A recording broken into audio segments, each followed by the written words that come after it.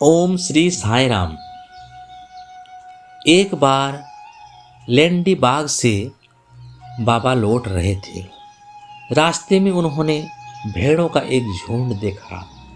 उस झुंड में से दो भेड़ों ने उनका ध्यान विशेष रूप से आकर्षित किया। बाबा उनके पास गए, उन्हें स्नेह किया और उन्हें 32 रुपये में खरीद लिया। यह देखकर भक्त बहुत आश्चर्यचकित हुए। उन्हें लगा कि इस सौदे में बाबा को धोखा दिया गया है, क्योंकि एक भेड़ की कीमत अधिकतम 2, 3 या 4 रुपये ही हो सकती थी। इस प्रकार दोनों भेड़ों की कुल कीमत लगभग 8 रुपये से अधिक नहीं होनी चाहिए थी। इस बात को लेकर भक्त बाबा की निंदा करने लगे, लेकिन बाबा अत्यंत शांत और मौन रहे। श्यामा और तात्या कोटे ने बाबा के इस कारण को पूछा। बाबा ने कहा कि चूंकि उनका ना कोई घर है और ना ही कोई परिवार है, इसलिए उन्हें धन बचाने की कोई आवश्यकता नहीं है।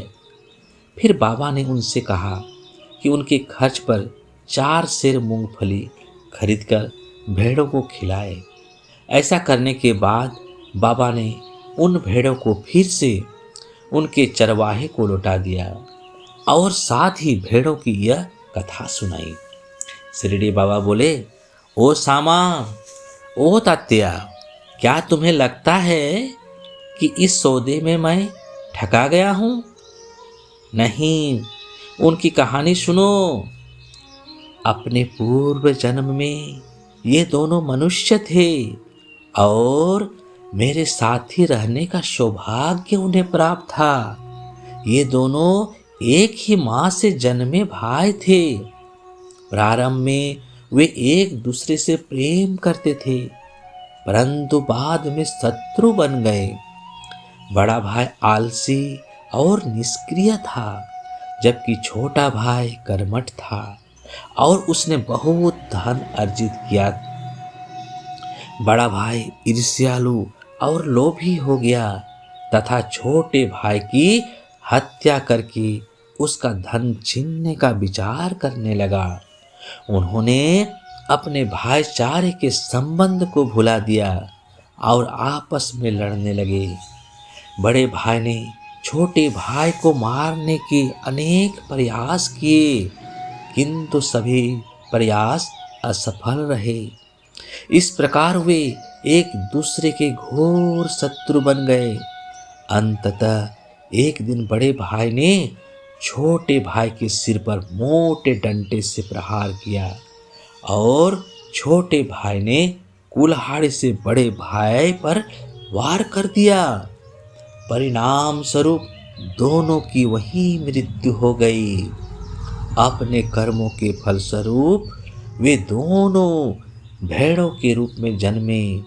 जब वे मेरे सामने से गुजरे तो मैंने तुरंत पहचान लिया और उनका पूर्व जन्म स्मरण हो आया। मुझे उन पर दया आई। मैं उन्हें भोजन देना, विश्राम और आराम देना चाहता था। इसी कारण तुम जिस धन के लिए मुझे दोष दे रहे हो, वह मैंने उनके लिए खर्च किया, क्योंकि तुम्हें मेरा सौदा पसंद नहीं आया। इसलिए मैंने उन्हें फिर से उनके चरवाहे को लौटा दिया। ऐसा था शिरडी साईं बाबा का भेड़ों के प्रति अपार प्रेम। ओम साई राम। श्री साईं को नमन। सबको शांति मिले। यह श्री साईं सच्चरित से लिया गया। श्री साईं सच्चरित शिरडी साईं बाबा के जीवन की वास्तविक घटनाओं पर आधारित जीवनी है। इसके लेखक श्री गोविंद रघुनाथ दाभोलकर उर्फ हेमाड़ पंत हैं। यह ग्रंथ मराठी भाषा में 26 नवंबर 1930 को प्रकाशित हुआ था।